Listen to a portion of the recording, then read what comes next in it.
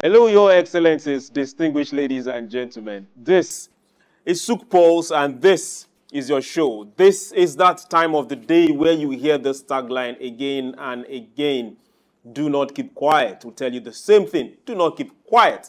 Do not keep silent. We'll call ourselves.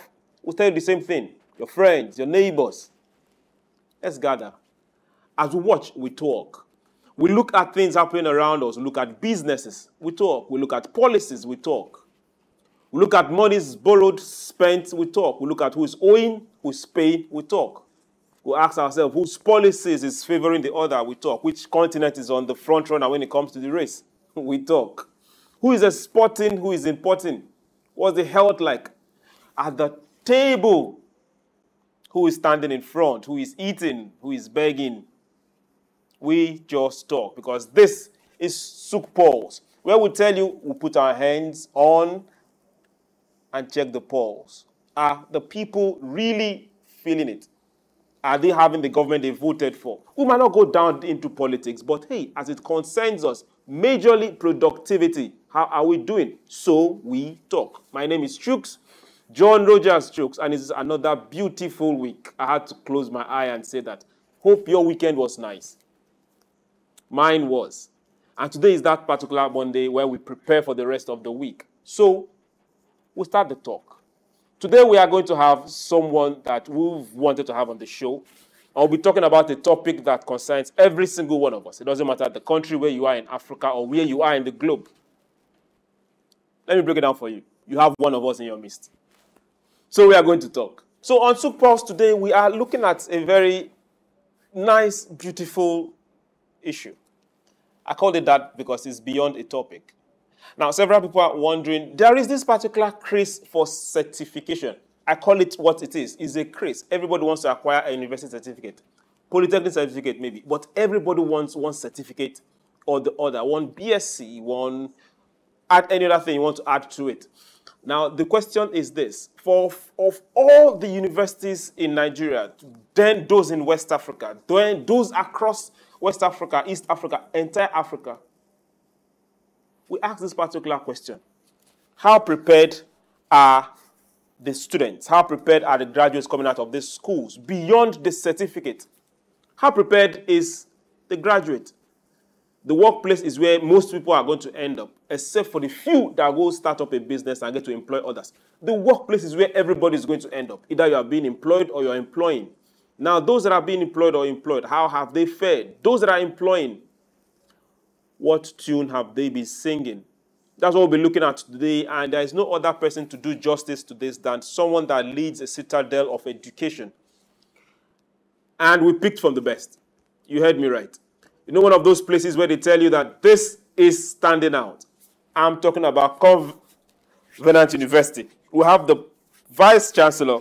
I'm laughing while I'm saying this. We have the Vice-Chancellor of Covenant University, Professor Abiodun Adebayo, and he will be joining us. Good afternoon, Prof.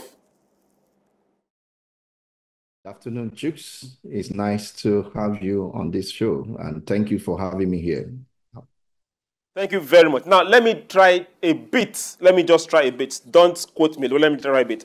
For those that are wondering, he's not just the Chancellor of Covenant University, one of the foremost universities in Africa, beyond Africa to be precise. He's also a member trustee of the Association of Commonwealth Universities. He's also a member and a governing board member of African universities. He's also, he holds a PhD in biochemistry. This was the side I really loved. I'll tell you why very soon, Prof. And specialized in plant chemistry. Now we are getting close. And he's actively involved in the study and sustainable use of indigenous medicinal plants.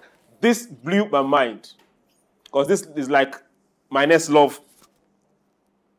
I can't tell how far, but this is just my next love. And he's a recipient of the prestigious Chinese Academy of Science and Academy of Science for Developing World Fellowship Awards. Sir, you're welcome to SOUQ Pulse. Again, thank you so much, Chooks. I'm glad to be here. Okay. Now, let me start from the love before we start the argument. Now, for those that have been watching us for a while, just a few days ago, to be precise, on Wednesday, we signed an MOU with the Nigerian Natural Medicine Development Agency, headed by Professor Martins Emeche. And for those that are wondering, if there is anything we can sell to the world, it's our traditional, I won't just call it traditional, our medicine, our herbs, our medicinal plants, 100%. The big farmers have come here and you know what they do, and they are selling it back to us. But it's time for us to do the real thing. And I believe it's going to give us more than what oil is giving us. And so, sir, you are not just somebody who will try and hold on to. As we speak right now, you are an endangered species to us. We will hold on to you. You're welcome, sir. Let's go back to the topic for the day.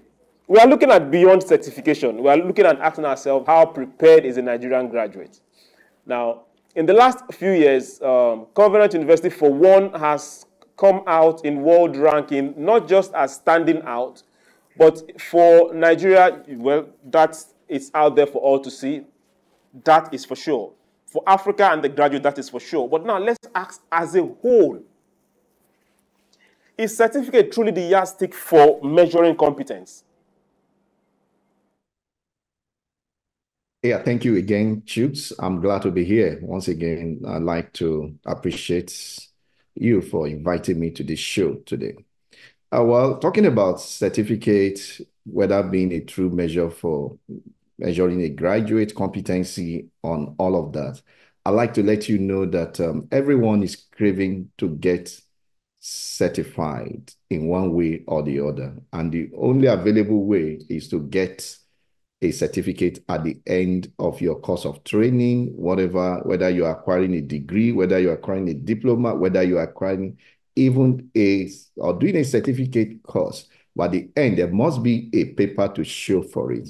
But the difference is what aspect of training has really gone into this, and what is the level of engagement that has equally gone into what eventually becomes a paper. Mind you, certificate is a paper, but the actual training, undertaking the processes to get certified is where we need to begin to focus on. Yes, at the end of 4-year, 5-year, or at the end of 6-year, everyone who attends a university is expected to acquire a university degree. If it is polytechnic, maybe 2-year for ND, and at the end, if you another 2-year again for HND. At the end, there is a certificate. But what we should all be asking for, what kind of process or what processes have it taken for us to be able to produce qualified graduates? And that here, employers of Nigerian graduates will say, oh, they do not have the right competencies, or their Nigerian graduates are half-baked. They have not, meaning that they are questioning the processes. They are questioning the factory that actually produced this graduate. And that's where we need to begin to look out for. Now, certificate is relevant, but the question is about the processes. And that is what we need to begin to address even as a nation in Nigeria, because you'll find out that every year the universities in Nigeria, I think about 274 of them, keep producing graduates year in, year out. That's the Nigerian universities, not to even talk about the polytechnics, not to even talk about the colleges of education. Every year, graduates are being churned out.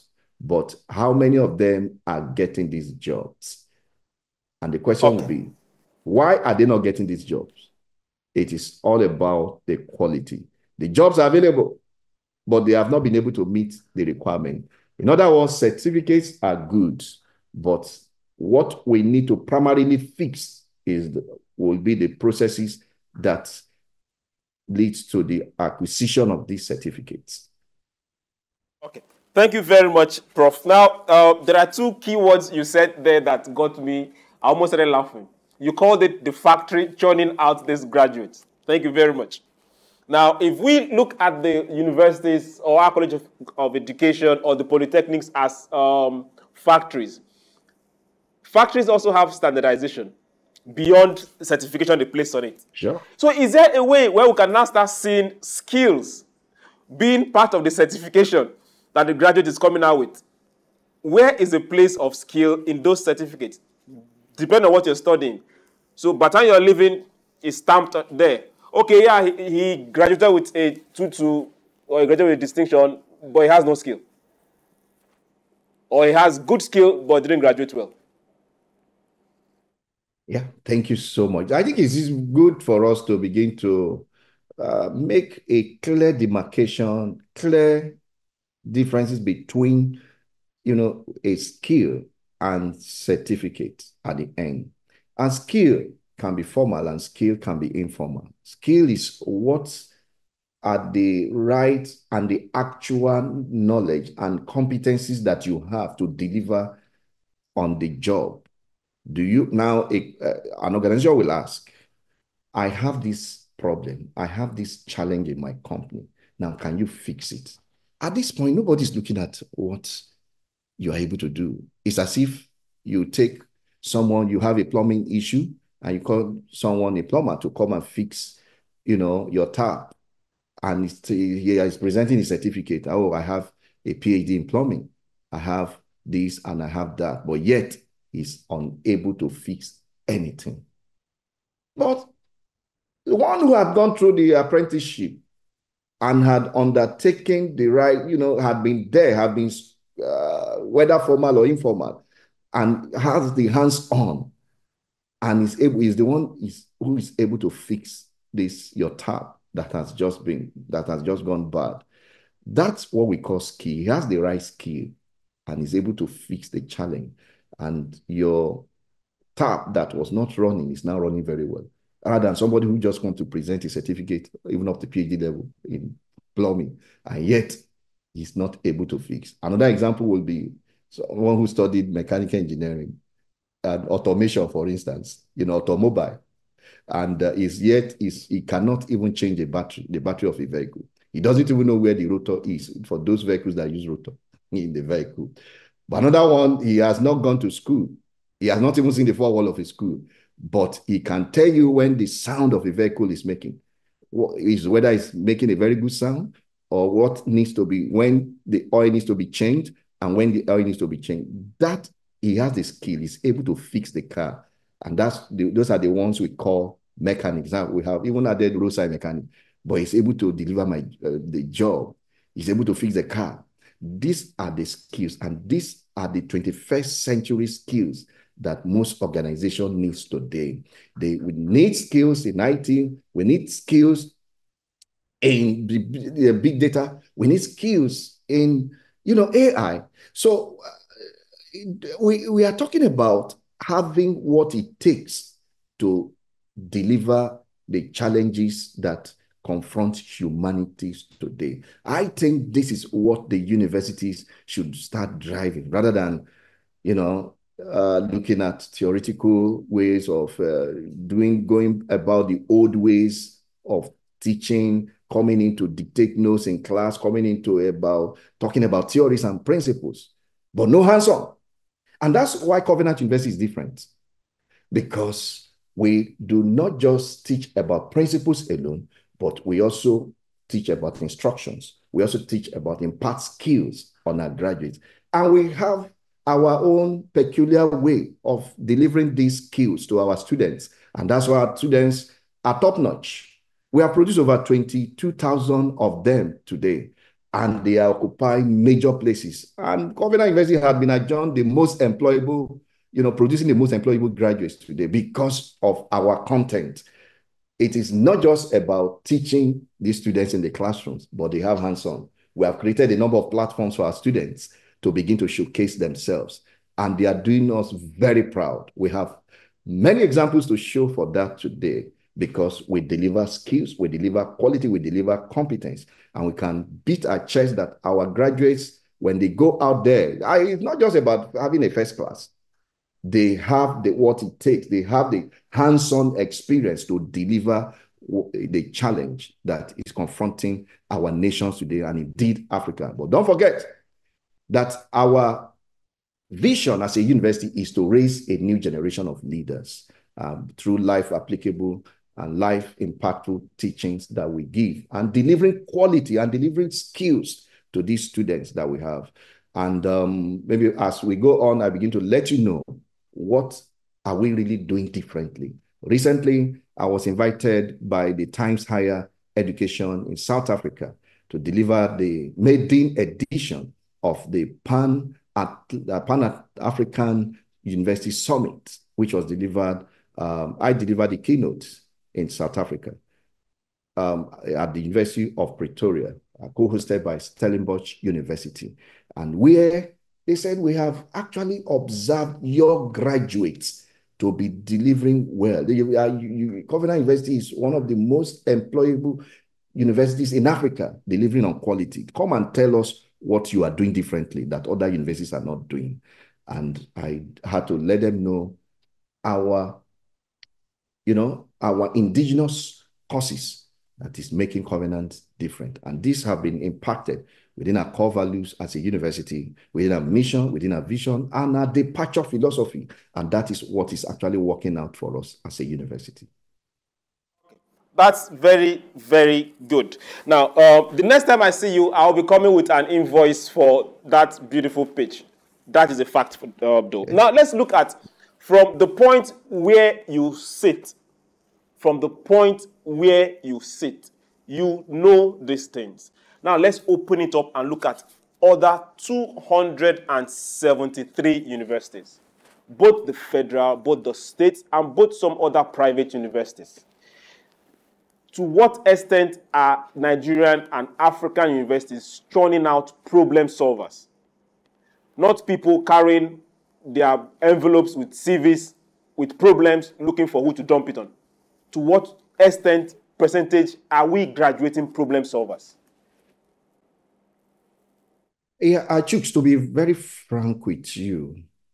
We have major challenges in this country that we need to really fix.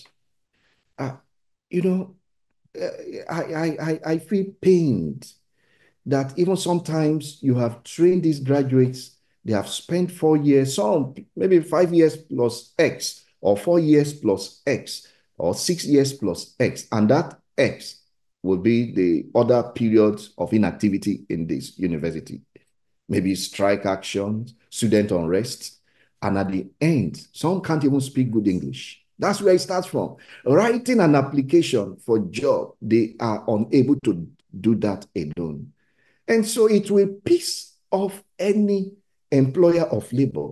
And that's why, they say our graduates are not employable, because a lot of things need to be fixed. We have a lot of issues within our hand. Funding is critical.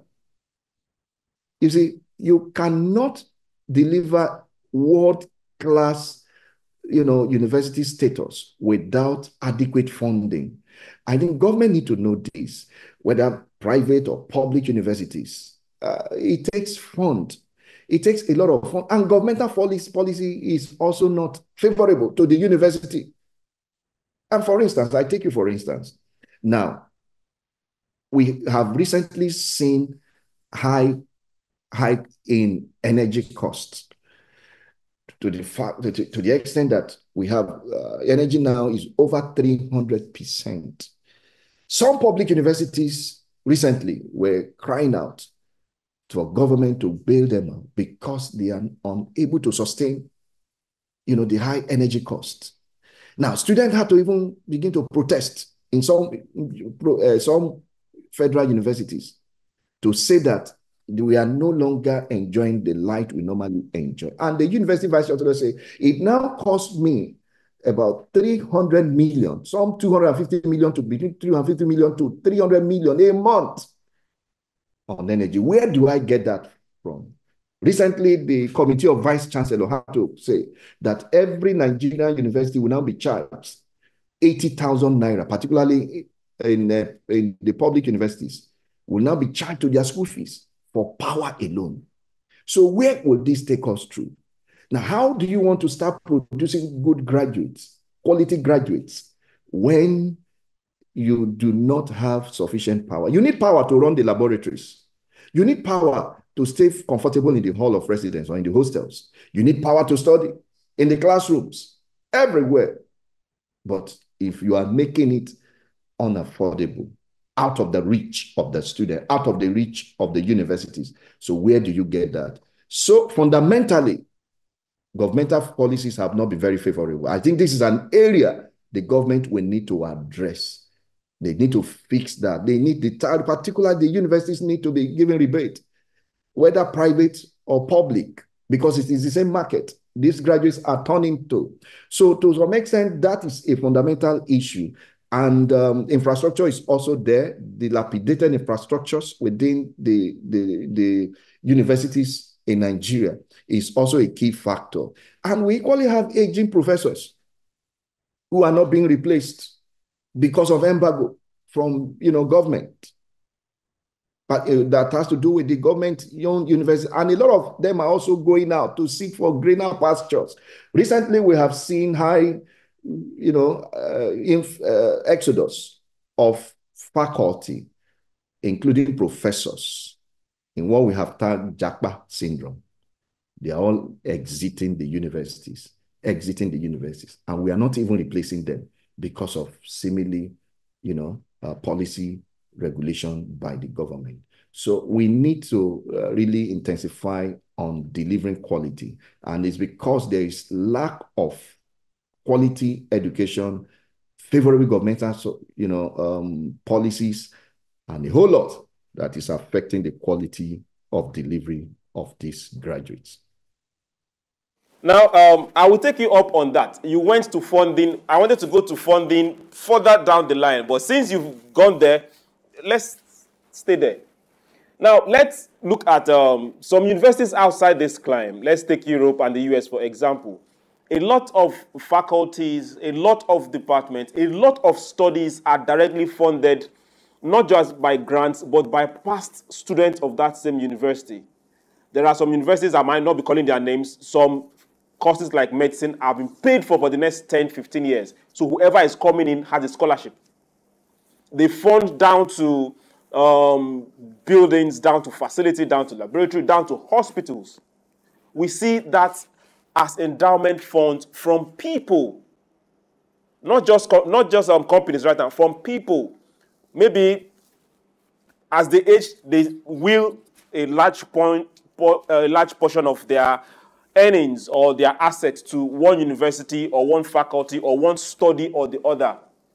Why are we not having that kind of trend in Nigeria? Or let's do it for Nigeria, in Nigeria for now. Why are we not having that kind of trend in Nigeria? Except having to see foundations, which a lot of them are politically induced. Yeah, Chooks, I think that's a very sensitive word you have really touched out there. The truth about this is that our people need to understand on why they need to give back. You see, in this part of the world, we do not have the culture, the mentality of giving back.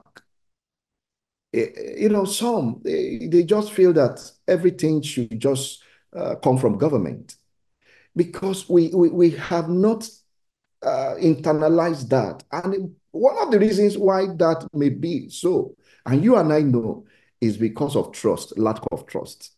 If this money is given, will that be judiciously used for the purpose in which it is intended for? Because we know that corruption has eaten into the fabrics of everywhere in our nation, including the universities, particularly the ones we lead around in the public universities around. Corruptions everywhere. It's also happening in some private universities. But the truth is that, can we be trusted with such money if it is given? Will somebody not just take this money if he's also not going to marry more wives, or use it for self-promotion, use it for building, buying houses, buying cars? Because over there, in the Europe, in the US, in UK, for instance, All of these, over the years, they have the culture and they have an open accountability system where every dime is accounted for. But this part of the world, it is not so.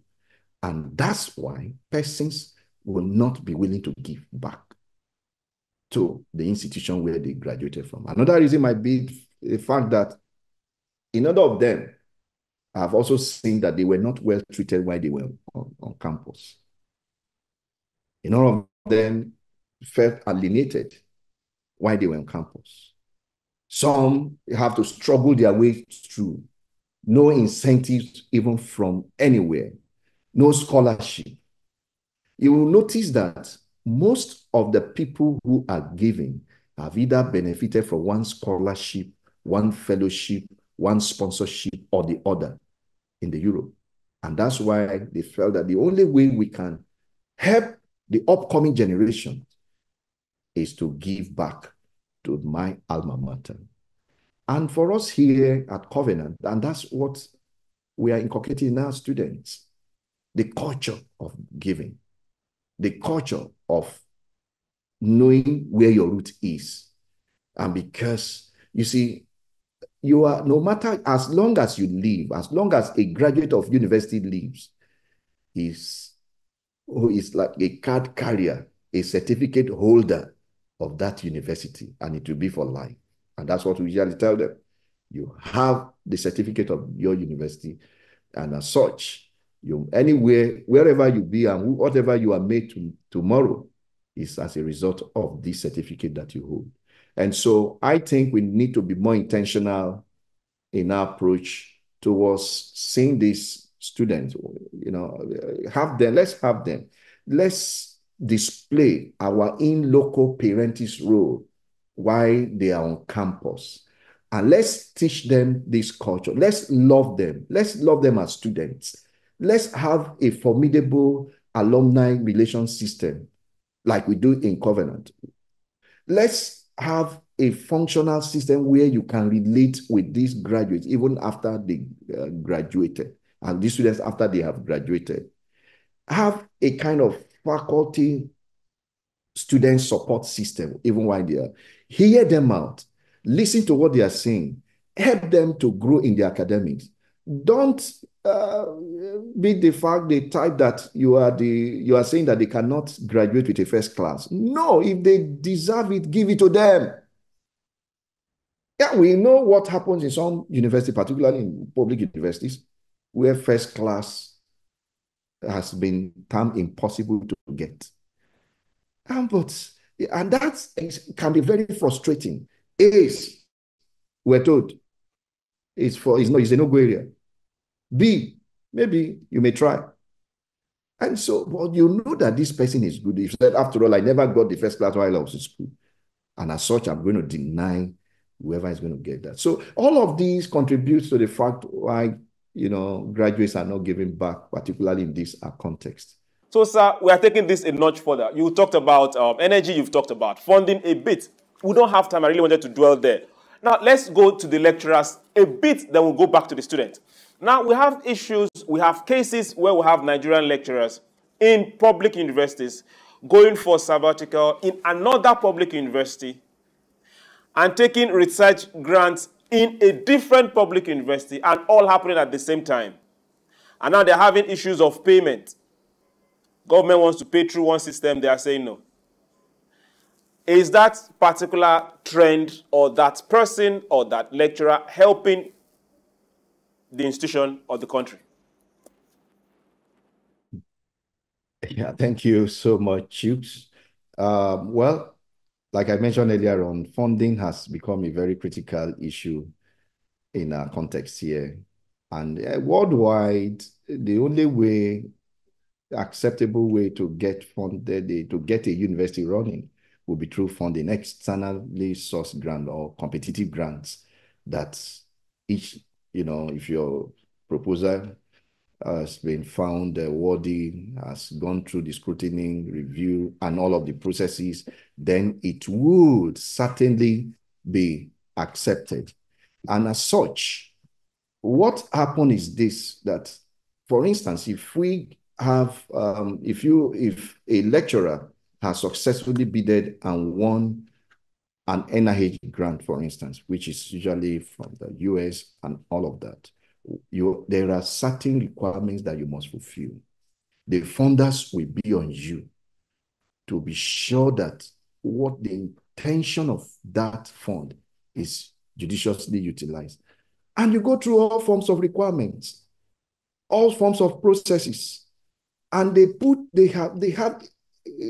have some control measures to monitor each fund, to monitor disbursement, including the World Bank. So nobody will just give you money for free. They will also put a control system in place.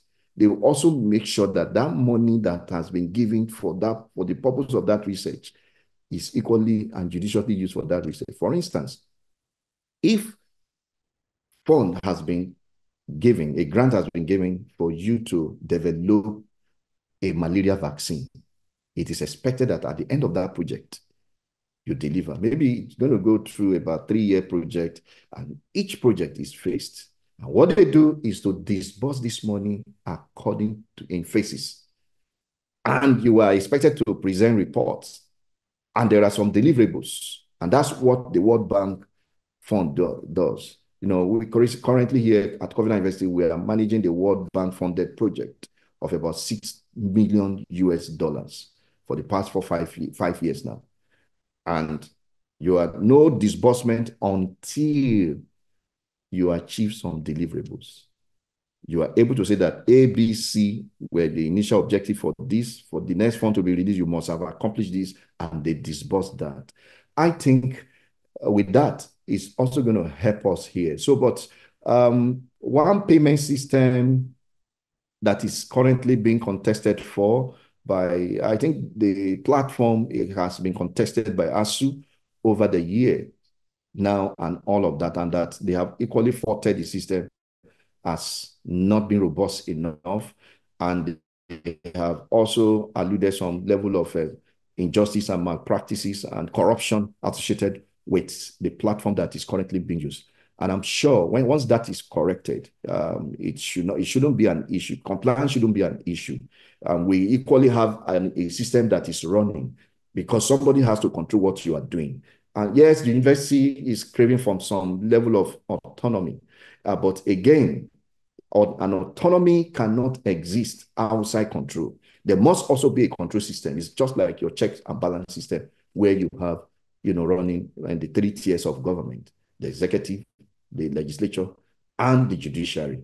They are all meant to be checks and balances there. So you cannot say you need an autonomous university without some level of control. Yes, control. Otherwise, there will be abuse of such an autonomous system. Very much. Autonomy needs control. Now, let's go to the side of the student. Now, we are going to be a bit fast. Now, across board, across all Nigerian universities, graduates come out every year. You now see that is when the price of brown envelope just go high. If it's possible to say inflation in brown envelope, that's what we'll get to see. Should we have a compulsory course in entrepreneurship in all Nigerian universities for everybody getting into university? By the time you come out, be it 3, 4, 5, 6, 7 years, you study it every single year till you get out. So if you decide that, okay, this is not good for me, then you go look for a job. If you decide that I can stand on my own, you start one and employ others. Do you think it's doable? Chooks, can I just tell you, Covenant University model is what I'm going to just share here, because that is what is making Covenant tick and bringing about the great potentials of our graduates here. Don't forget that at the onset of our university was established in 2002. Entrepreneurship was one of our indigenous programs that we brought on board. It's not just teaching theory. It is not just teaching the principles, but the hands-on, which is critical. And every semester at Covenant University, all our students must undertake this entrepreneurship. And we have stages at which they equally have, they will be taught theory, They will equally be taught the principles, and they will equally have some levels of hands-on. We have some cottage industries, and we invite experts to begin to handle them. And we have startup laboratory here, where you have brilliant ideas. You just come into that incubation lab,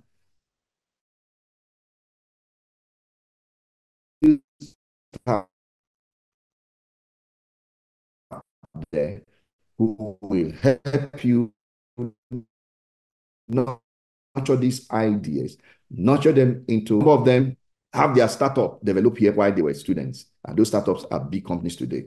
And I tell you one, I had a student whose name is Uka Eje. You know, this young man, he was my project student. He came in then and said, gave me a proposal on agriculture then. And I read through, was brilliant.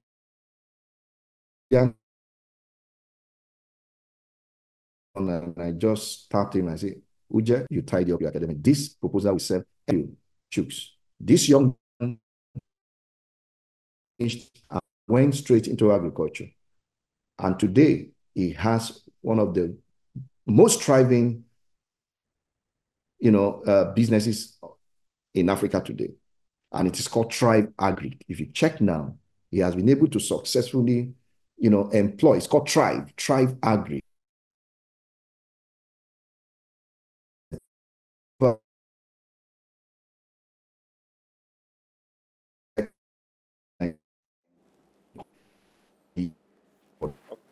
Okay, we are having a bit of technical issues on your end. Can you still hear us?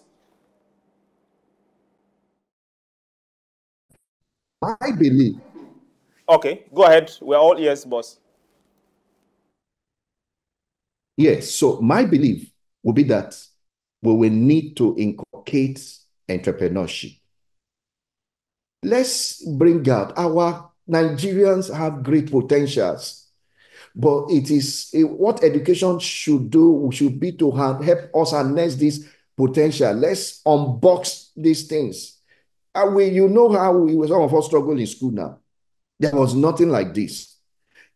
What NUC had to do was to now begin to see how they replicate Covenant University model for entrepreneurship in all Nigerian universities. They took our curriculum, and that has been domesticated within the Nigerian university system today, because it's better off in such a way that if this is where you belong, the moment you have acquired your training as a graduate, the skill you have acquired over the years in one form of entrepreneurship or the other, go and practice that and go and get more persons. And by so doing, have more graduates employ other graduates. We have creating more jobs, and at the same time, helping to reduce unemployment in Nigeria. Okay, that's a good one. Now, let's look at the number of universities, 274. I'll take it again. 274 universities in Nigeria, both federal, state, and private. Do we need this amount of universities? Looking at the funding of some and how some are faring, do we really need this number of universities in Nigeria? Well, I would say yes, and I would say no. Yes, in the sense that if you compare statistics, for instance, in China, China has the largest population in the world today. There are over 3,000 universities. In the US has about, I think as at in 2022, the population of US was a bit over 330 million, but with 4,000 universities, functional universities. This will be about 5,000 before. Now, 4,000 universities. But what is the population of Nigeria? Nigeria's population is just about 200 million, and with 274. Now, how do you see that compared to US, 333.3 million population, and yet with over 4,000 universities, functional universities and colleges today? And that tells you that we need more universities in Nigeria.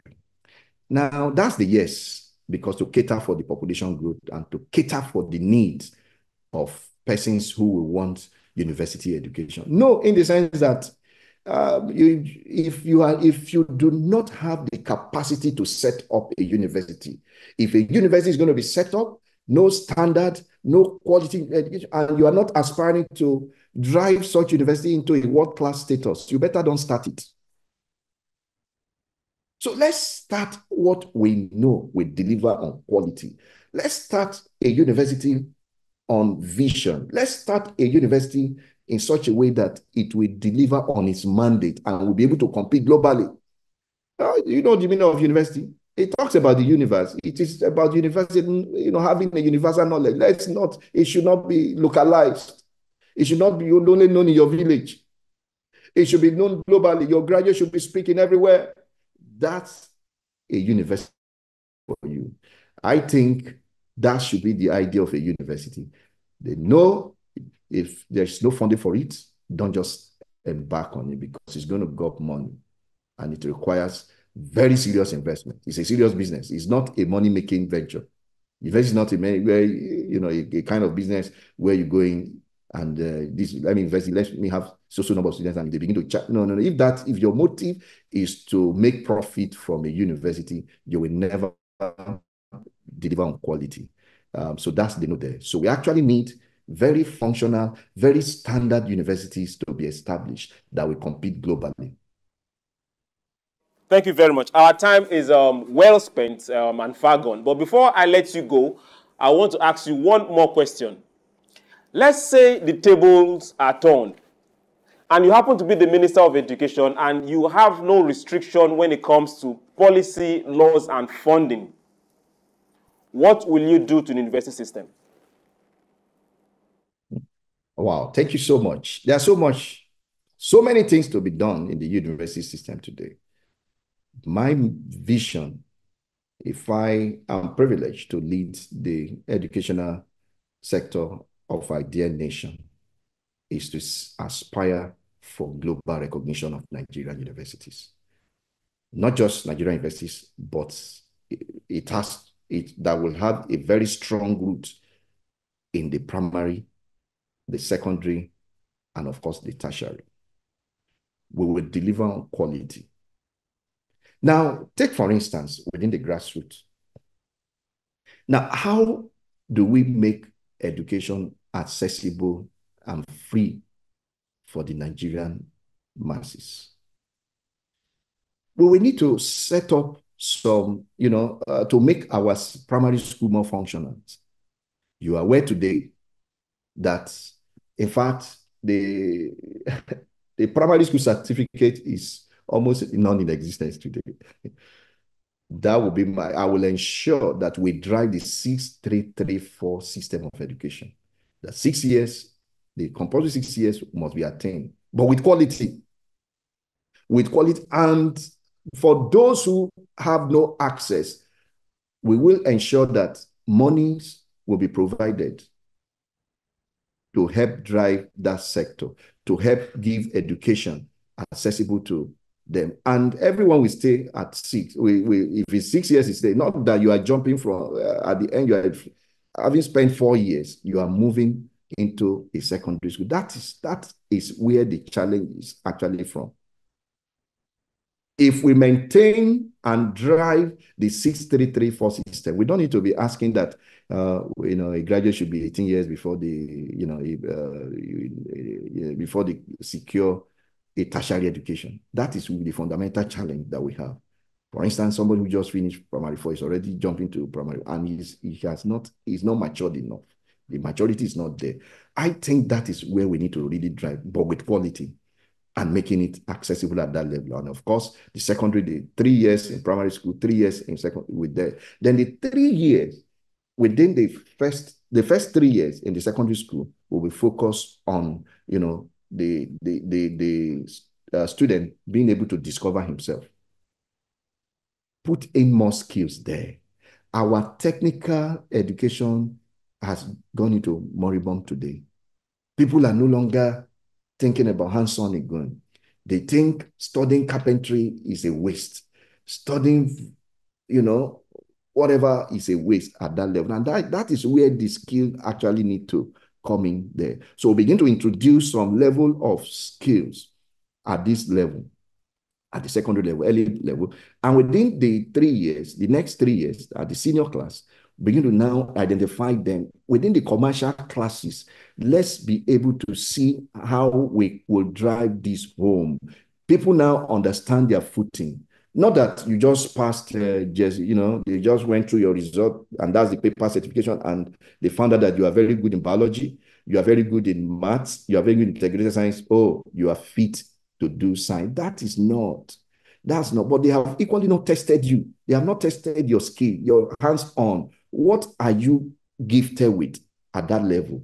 So how can government begin to help you? And that's why you see in Asia, for instance, they are doing very well.